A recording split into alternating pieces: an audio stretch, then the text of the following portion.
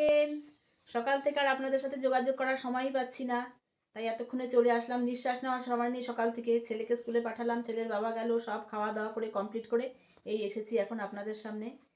এই দেখুন না, কালকে ছিল পয়লা বৈশাখ। তাই পয়লা বৈশাখের দিন তো সাধারণত নিরামিষ চলে না, কিন্তু কালকে মঙ্গলবার দেখে নিরামিষ খাওয়ানো হয়েছে বাচ্চাদের। তাই বাবার তর্স হলো না, সকালবেলা যত তাড়াতাড়ি পারলো মাংস নিয়ে চলে এসছে। তা আজকে আমি মাংস রান্না করব। এই মাংস রান্না করতে করতে আপনাদের সাথে গল্প করব। এই যে মাংসটাকে ধুয়ে নিয়ে চলে এসেছি।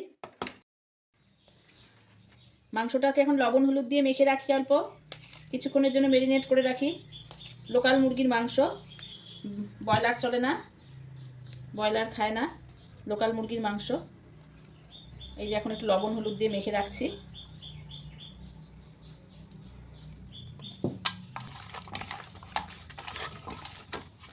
মাংসটা প্রায় হয়েই এসেছে। আজকে আর মাংসর রেসিপি তো দেখাবো না, সবাই জানেন রেসিপি। এই যে ঢাকনা খুলে দেখি প্রায় সিদ্ধ খানিকটা হয়েছে, পরে একটু প্রেসারে আমি সিটি মেরে দেবো। সিটি মেরে আবার দেখাবো শেষে। তো মাংসটা হয়ে এসেছে।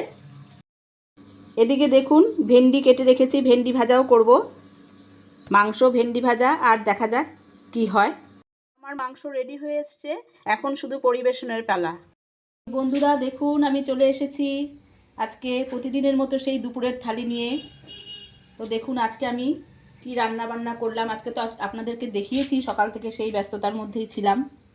আজকে আমি সারাদিনে কি করতে পারলাম, খুব একটা বেশি কিছু করতে পারিনি, তাও আপনাদের সাথে শেয়ার করছি। এই যে এখানে রয়েছে সাদা ভাত,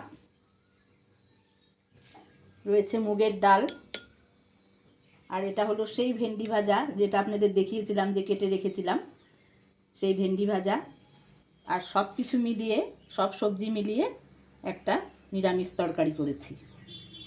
আর এদিকে রয়েছে সেই মাংস, যেই মাংসের রেসিপিটা আপনাদের সাথে, রেসিপি ঠিক বলবো না, মাংসটা রান্না করা দেখিয়েছিলাম। তো দেখুন তো বন্ধু, আজকের এটা কেমন লাগলো। যদি ভালো লাগে আপনারা লাইক করবেন, কমেন্ট করবেন, একটু শেয়ার করবেন, যাতে আমি উৎসাহ পাই আরও নতুন নতুন রান্না বান্না বা যেটাই করি কিছু আপনাদের সাথে সামনে নিয়ে আসার জন্য। সবাই ভালো থাকবেন, নতুন বছর, সবাই সুস্থ থাকবেন, ভালো থাকবেন। আবার দেখা হবে নতুন কিছু ভিডিও নিয়ে। ততক্ষণের জন্য বাই বাই।